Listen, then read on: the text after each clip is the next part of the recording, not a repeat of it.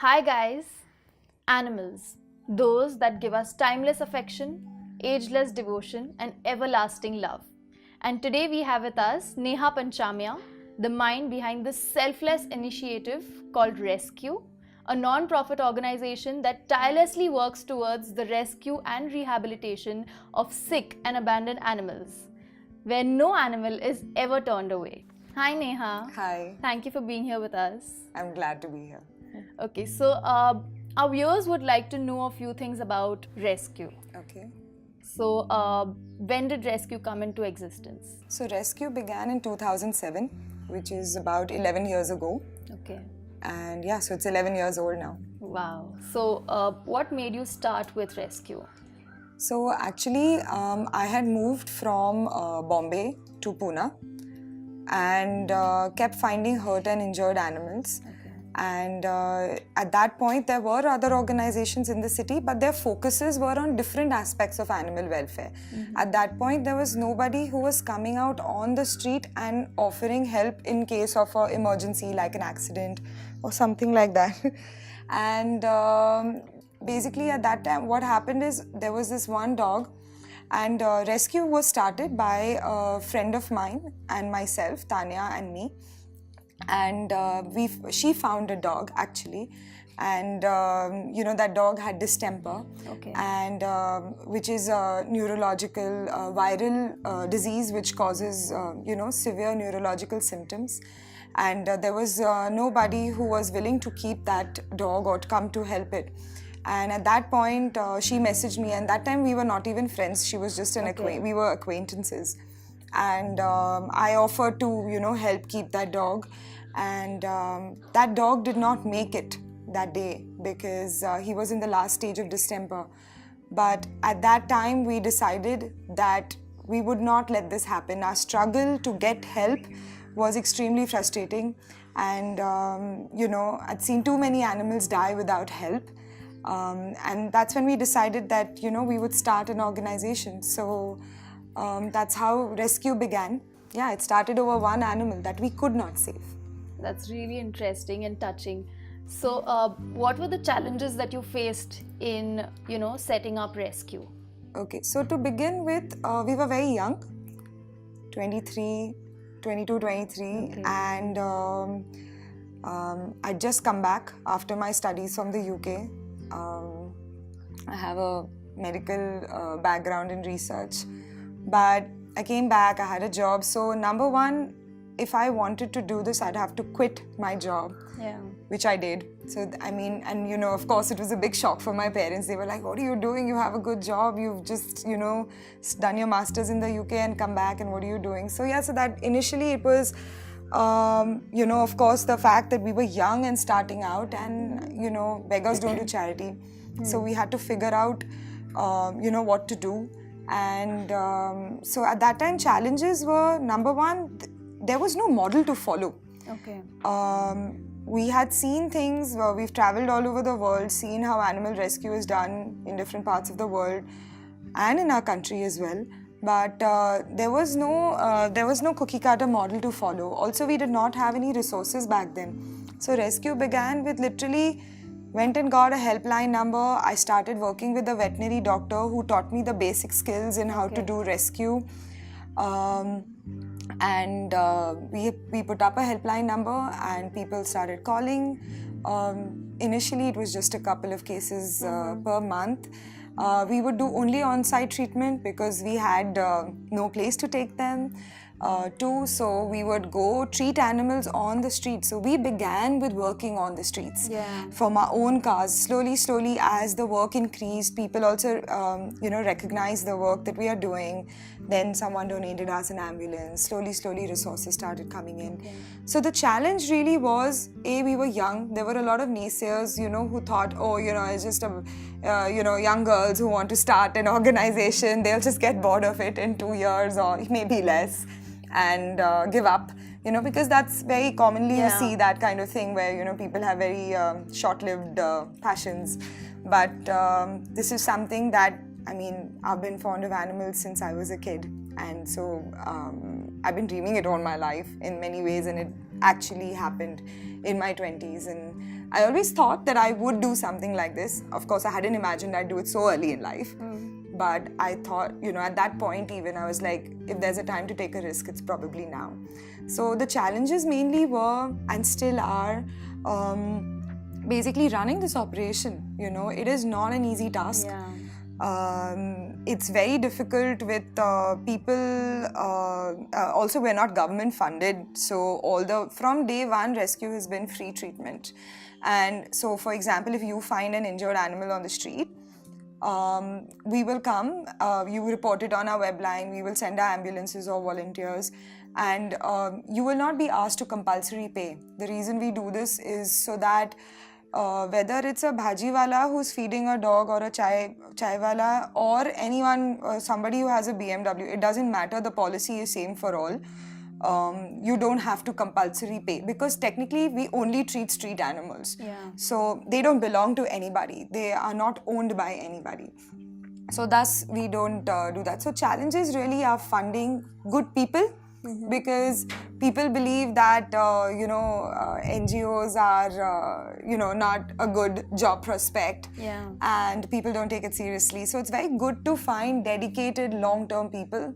So it's taken a lot of years to sort of, build up a team, a good team, and an organization cannot run without people. One of our biggest challenges is also handling people, So we get a lot of flack from people who see animals on the street, or, it's just general nuisance value without getting into details. So yeah, very self-entitled people that we deal with at times. So that becomes, is one of our biggest challenges actually. Okay, that's nice. So did you have the support of a team while starting up? No, initially it was just 2 of us. There was no team.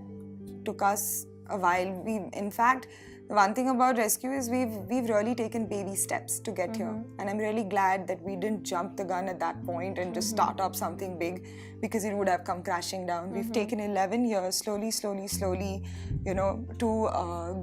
build the organization, and that I feel is one of the smartest things we did. So no, we did not have a ready team. Even till today, and this, in fact, I think that's one of the good things, because whether it was 11 years ago or even now, I will still go on the street for a rescue. So I know how the organization operates from the grassroots level all the way to the top. So the thing is that no, a ready-made team did not come. In fact, most of the people working here who now have jobs started off as volunteers, and then eventually chose this as a career. That's interesting. What animals do you rescue? So anything you'd see in and around a city. So because so dogs, cats, horses, cows, buffaloes, pigs, goats, sometimes even the smaller animals, birds. And we've had 9 elephants in the last 3 years. So yeah. That is interesting. Yeah. Okay, so how many rescued animals do you currently, cater to? Okay, so as of today, of course the number has gradually increased over the years, but as of today, ResQ touches the lives of minimum 1,200 animals every month. Wow. So that's easily more than, definitely more than between 10 to 15,000 animals a year. And and these are all street animals. That is so inspiring. What challenges do you face while rescuing? While rescuing? Oh, all kinds, because all rescues are different kinds of rescues. So you will have, of course, so it depends on the species. So for example, dogs get into a lot of accidents. There are cruelty cases. There are, other viral and bacterial diseases. So basically you're dealing with, either physical trauma or with dogs. With cats, generally it's either dog bites or with cats you have a lot of the rescues where they get stuck on a certain height or have fallen down a certain place and they can't get themselves back up, or stuck in a pipe. So basically you have either trauma rescues or you'll have, these kind of rescues where you have to pull an animal out of a certain situation. With horses, they generally get into they're either abandoned by the dhangars because they're old and they can't look after them anymore, or they get into an accident on the road because they're just roaming. Cows and all cattle is basically, you see a lot of them getting abandoned. A lot of ruminectomy surgeries where we remove plastic from the stomach of a cow because they're eating so much garbage. So there are anywhere between 50 to 70 kilos of plastic comes out from one single cow in the surgeries we do. So cows, again, accidents, male calves that get discarded or abandoned, birth complications where the mother dies, young mother dies during birth and the calf is left behind. Pigs, again, wounds. So each sort of species has its own set of problems that come with it. But that needs a lot of courage to rescue each and every species, which has so much to do with trauma. So initially it used to be just dogs and cats, and then slowly, as our expertise increased, as our team got more experienced, and more cases of other larger animals started coming in, we started taking those in as well. And very honestly, it's quite traumatic on us as well. It's dealing with life and death on a daily basis, and it is a lot of compassion fatigue. And as of today's date, the sheer volume of animals we deal with, it's a lot to deal with. I mean, not just physically and mentally, but emotionally as well. So it is. Everyone thinks that working with animals must be so much fun, and it's all about playing with puppies and kittens. But it's not always like that. It's really hard work, and not everyone can survive this work either. That's true. So, what is your first rescue story? Well, that's the one I told you about. The first rescue story was that dog, who we did not save. So our first rescue ensured that we rescue animals for the rest of our lives. Okay. So, my first rescue personally was a dog that I rescued when I was 16 years old. She also became my first pet. She was sort of 3.5-legged. So she was the first dog that I rescued from the streets. And I think she set the stepping stone for me, getting the courage to go and pick up an animal and help it. Okay, that's sweet. What cities is ResQ currently functioning from? So currently Pune, we cover PCMC, and that's Pimpri Chinchwad. And last year we started an on-site rescue team in Lonavala as well. So we cover Lonavala and Khopoli as well. And we just a few days ago finally got our first ambulance for Lonavala. Oh wow. So basically Pune, PCMC, Lonavala. Okay. How does a rescue operation take place? Like an actual rescue on the road, like an on-site rescue. Yes. So what happens is the general public or through volunteers or someone, you hear of a case through our web line. So what happens is people go onto our website and there's a button there which says report a injured animal, and you can report a case. So there is one person who just handles this web line. Previously we used to have a helpline, but we used to end up receiving so many calls that the phone would be jammed all the time and we couldn't handle it, and the real emergencies would get missed. So as of now, a person reports it on the web line. So you could be a passerby and you'd report an injured animal. We have one person who just handles the web line and handles all the coordination of the ambulances in the city. Okay. So ambulances and volunteer groups in different parts as well. So for example, if you call me from near Pune University, the person will call you and say our vehicle will be able to come there in about 30 minutes. So, and the only thing we expect from you is to wait till we come. Yeah. Because a lot of times otherwise what happens is we send the ambulance and there's nobody, and the dog is disappeared or something like that. So we request the person to wait till we come. Sometimes it can even take longer for the ambulance to come depending on the number of cases. But literally time is the only thing. Only that one time we expect people to just wait till we come, or find us a number of somebody close by, like a shopkeeper or something who can keep an eye on the animal. So that before an ambulance reaches, they will call the person and check if the animal is still there, and then our team goes. once our team goes there, basically the team consists of, it depending again on the species. So if it is a dog, it will be the driver, the assistant, and one more person from the rescue team. And basically, safety, measures are taken into consideration, and basically the animal, when they look at the animal, they will decide whether they will speak to the veterinary doctor and decide whether that animal should be treated on site or whether it should be admitted in the hospital. Okay. So if it is to be treated on site, they mark it as an on-site case on our system and continue to go there and treat the animal on site. If it is animal that needs to be admitted, they will pick it up, put it in the van and bring it to the center. Okay. Once the animal is admitted here, there is a system that we follow here where it goes from quarantine to its wards, then animal birth control, and then a responsible release or adoption. Okay. So there is a whole process set out for each species of animal based on the kind of rescue that it is. So that's typically how it happens. It all depends on the kind of rescue it is. So the kind of rescue that I described right now would be, say, a typical road accident.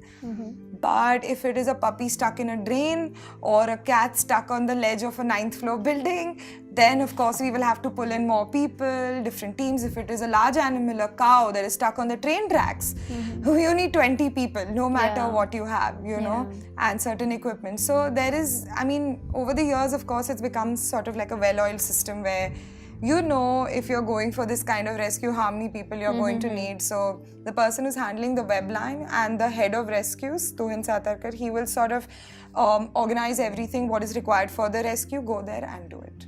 Yeah. That's interesting. So how many people are involved in one operation? In one rescue operation, it could be anyone from 1 to 30. Okay. Depending on the kind of rescue it is. Yeah. But it takes the rescue center here.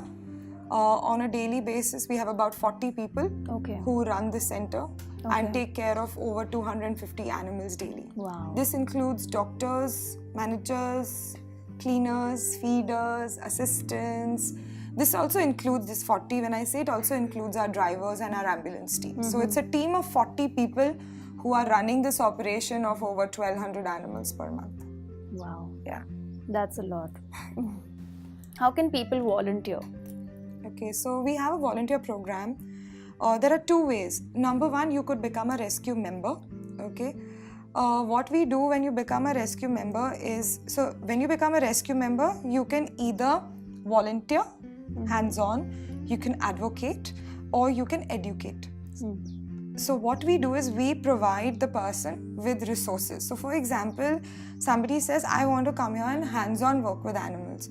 So when they come here, we give them a volunteer kit, we assign them duties, we do an induction of the place, understand what this person wants to do as well. Because there are some volunteers who are very happy just walking the dogs, and there's some who want to do more. They want to help with the treatment, they want to help with the baths, they want to spend more time, do those kind of things, or they only want to do administrative work. They want to help an animal organization, but they don't want to really do hands-on work. So there's different kinds of work for everybody. So when a volunteer comes here hands-on to work, there are lots of different kinds of duties that they can be assigned to. So they are given a mix of administrative and hands-on animal work. The other people, the other rescue members, what they do is we provide them resource material, which is basically, for example, like if they want to, there are people who are very busy and in their lives they have work, long working hours, but they are very fond of animals. They can't come here and do hands-on work themselves, but they can most certainly be advocates for rescue.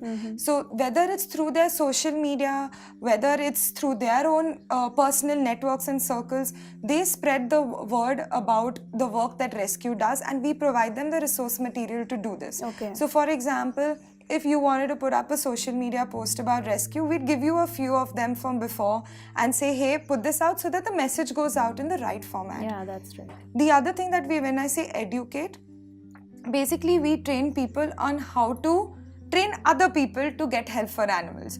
So for example, wherever you live, you know that your supermarket down or the shopkeeper down, he feeds 2-3 dogs, or there are some people in your community, in your building, who are feeding animals or looking after some other animals, or there's a cow coming every day. So what you will end up doing is, probably all the people in and around your community, you can tell them, if it's hurt or injured, this is how you can contact them. If you need the annual rabies vaccination, this is how you get in touch with them. Because it's a lot of times people don't know how to help the animal. It's not that they don't mean to or they don't care about the animal, but basically a lot of people don't know. Also, we don't do any form of paid marketing.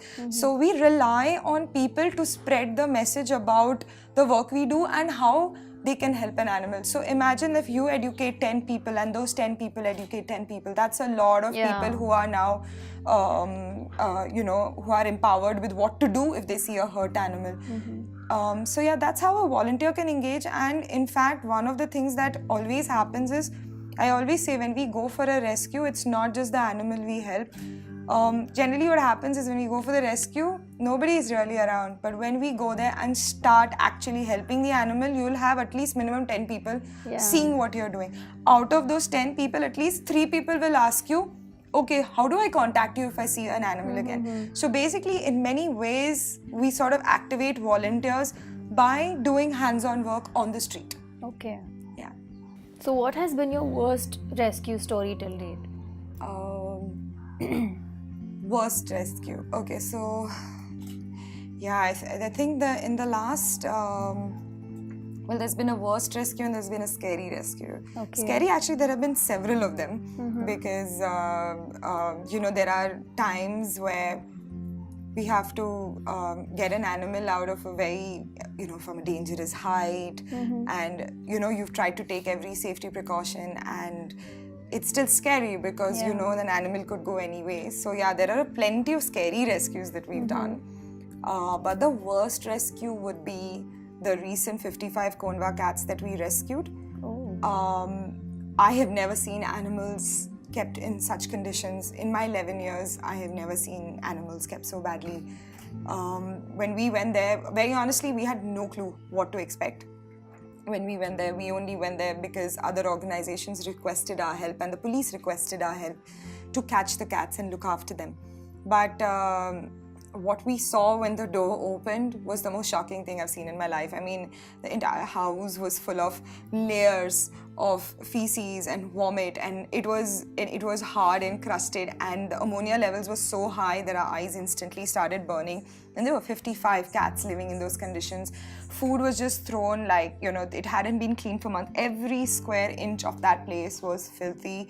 There were, if you stepped into a certain feces that had dried, like, in some spots, there'd be thousands of cockroaches that would come out. Oh my God. And there was no ventilation, no sunlight, nothing for the cats. They were just locked away, 55 cats just locked away in apartments, and they were really miserable. I mean, and we found 2 little kittens. Oh my God. All the cats were completely feral. They were not used to human touch. They had never been, and there was fresh food lying on feces. So these poor animals had no option but to eat from that. They all had skin infections. They had worm infestation. It was really bad. I mean, that is one of the worst rescues that I have seen in the last 11 years, undoubtedly. My God, that is really shocking. Yeah, and that is a classical. This is classical animal hoarding. In fact, animal hoarding is something which is very rampant in our country, but completely unrecognized.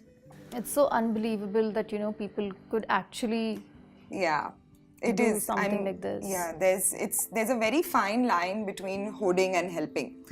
And hoarding also, people generally start out with helping, and then they tip over and become hoarders, and before they even realize it. Oh, that's really sad. Yeah. But it's such a great thing that you guys are there. So, so what motivates you to keep going every day? I think seeing an animal recover is one of the most amazing things, because the conditions from which they came and how they came. So I think that, like for me, if you ask me, my core reason for why I do rescue is I cannot see suffering. I cannot see pain. So whether the eventuality is life or death is secondary to me. For me, I cannot see an animal in pain. So when I see an animal recover, I just look at the beautiful recoveries and I focus on that. So yeah, I think that's what motivates me. Just seeing them, recover and fight. And that's very motivating because the kind of injuries and illnesses they come with, if the kind of injuries that they come with, if we had, you'll see a puppy which has shattered its leg in like 10 pieces, or it's cut off and its bones are hanging out, and he is still wagging his tail when you call it sweetly or pet him on its head. They're such resilient creatures. They're inspiring, and I think that's very motivating for me. That's so good to hear. Stop it. So what does your team comprise of currently? So basically we have two on-site teams, which is basically Pune team and Lonavala team. Pune and PCMC is one team. So those are the drivers, assistants, and all of that. At the ResQ center, we have the center director, we have the manager of rescues, we have people who, we have veterinary doctors, we have veterinary assistants, adoption coordinators, supervisors, managing all the programs that we run, feeders, cleaners, volunteers. So yeah, it's a lot of different kinds of people. Do you have any tie-ups with any institutions? We have one tie-up with an organization called ATRI, which is the Ashoka Trust for Research in Environment and Ecology. Mm-hmm. The rabies program that we run in the city is done in collaboration with them. So all our research work is done in collaboration with ATRI. So that's the only sort of tie-up that we have with any other organization. Okay. And how easy is it to connect with ResQ? To connect with ResQ, actually, I have to admit it's not so easy to sort of get to an individual. But to get to the organization, basically, number one, we are open 365 days a year, including Independence Day and Republic Day. We are never closed. Number two, visitors are welcome from 10 a.m. to 5 p.m. We do request people to take appointments because everyone is so busy doing stuff that, when a person comes, we have to engage with them. But we do welcome visitors between that time, all 7 days a week. So ResQ and you can come to ResQ anytime. We have an email address that we tell people to mail us to, and we are very, very prompt with our emails. We have the web line, which is never shut.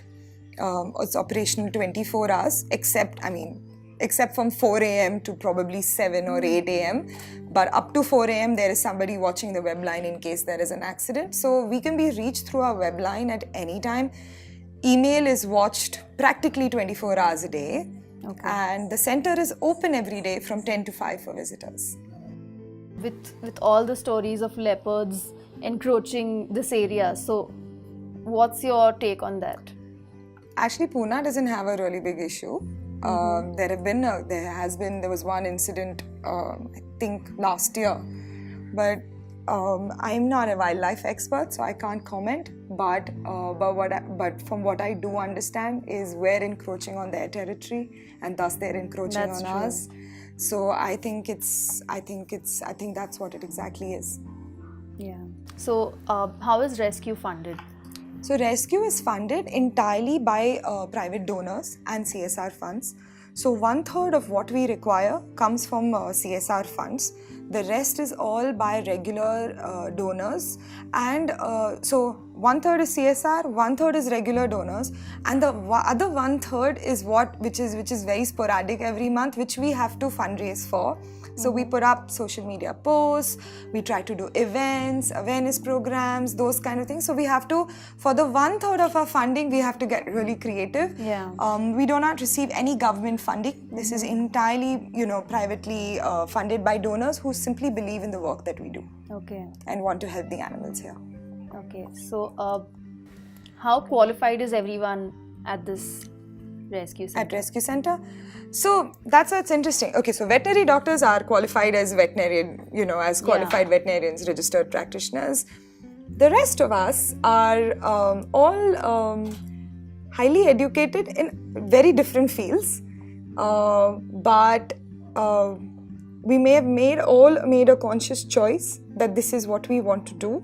So there is no qualification so like the center director or the head of rescues, we're not qualified in rescues, but this is learned through experience, 11 years of experience. So there is the only qualified people in this field are the veterinary doctors. The rest of us just come qualified by experience. Okay, and even for the love of animals. And for the love of animals, of course. Yeah. So how much support do you get from the citizens in a rescue operation? It depends. Sometimes it's amazing because everyone around will just want to help you, and try to be of assistance. Sometimes people make it very difficult to do a rescue because, there are all kinds of people. There are people who like animals, people who are neutral, people who don't like animals. So sometimes when you're rescuing an animal, they'll be like, just take it away, don't treat it here, don't bring it back here. So we're like, but if it recovers, we have to release it back in its area, So, yeah, while doing the rescue, mostly people are supportive. But there are times where people do act really difficult because, for example, if an animal goes into someone's private property, we cannot trespass it without taking permission. So sometimes people are not cooperative at all. Or in a basti or something like that, if they perceive you as a threat by any chance, then that's difficult. Rescuing pigs is really difficult in our city because there is a complete mafia that does not allow you to touch the pigs. Sometimes we face trouble with rescuing cows, but now, that was initially. Now, a lot of people know that animals are, treated here and they're not. So, people would wonder when you've come to this thing, a cow, are you taking it for slaughter? And we're like, no, we're not taking it for slaughter, we're trying to help it. So yeah, but it's both kinds. You see very, very different kinds. Sometimes most times people are very cooperative, very, very cooperative. But sometimes they are very difficult. There have been times we've had to leave an injured animal because the situations get hostile. So that happens as well. Yeah. So how do you name, looking at your animals here, based on what do you name them? So what's interesting, okay, so every animal at rescue gets a name. There is a reason for this. See, so many animals come here and there is a set number of people who are treating these animals. So what happens is sometimes there is no time to think. You're just, in this whole motion of, do wound dressing for one, go to the other, to the other, to the other. When you name an animal, what happens is the person who is treating it treats it like an individual animal, right? So basically, I don't like it when somebody comes and says, वो brown कुत्ता kennel 4 में उसको ऐसा हुआ है. I'll just turn around and tell me उसका नाम क्या है. So the thing is, having a name is really important because it makes that connect and makes that animal an individual animal. It is not just a dog, cat, cow anymore. It is a particular dog, cat, cow anymore. So when the treatment is given, there is a certain feeling attached to it that you are treating Drakshi, or you are treating Lanka, or you are treating Mia, or you are treating Geet, or Gudiya. So that's the reason why we name an animal. The story behind naming an animal, sometimes there are stories behind the names. Sometimes we look at their personalities and name them. So for example, this cat who looks very peaceful right now, but he's he fights. You know, he will sit at the door and guard his food and not let anyone in. And he's really smart. So in Gujarati, you know, we say Jabri or Jabra, so that's why I named him Jabra. Okay. Or for example, one buffalo that we had, we named it Happy Dent, simply because if you ever see a buffalo smile, you'll see their two teeth and they look like Happy Dent chewing gums. So we named her Happy Dent, you know. So it's sometimes we give names based on their looks, sometimes on their personality, sometimes for no good reason we'll just come up with their Abid name. Sometimes if we're just not feeling creative, we'll pick a TV serial and start naming all the animals according to the characters. Okay. Sometimes when we're really out of names, we'll name them Monday, Tuesday, Wednesday, you know, or the month. So it all depends, but everyone gets a name. And that's what's so important. Sweet. That is really sweet. Do you have any particular favorite animal which we could go and see right now? Wow, okay. But one favorite animal, I'm not sure. All of them. But yeah, there's one bull that I particularly love. His name is Bharwala. Okay. And Bharwala is named Bharwala because actually two bulls came. And one was in the OPD and one was out of the OPD, and both were very critical and serious. So we named them Andarwala and Bharwala. Okay. Because we didn't know what to name them at that point. But somehow the name has stuck on. Bharwala has a neurological condition, which is why when he walks, you think that he is, that he looks drunk when he walks. Oh. But he has a neurological condition, which is the reason why nobody will adopt him. Okay. So he will probably remain with us. So yeah, he is one of my favorites because he loves food. Just the way, I mean, I'm a foodie as well, and I really enjoy my food. And he's a very, very enduring bull, you know. So yeah, he's one of my favorites. Yeah, let's go see him. Yeah, sure. Okay.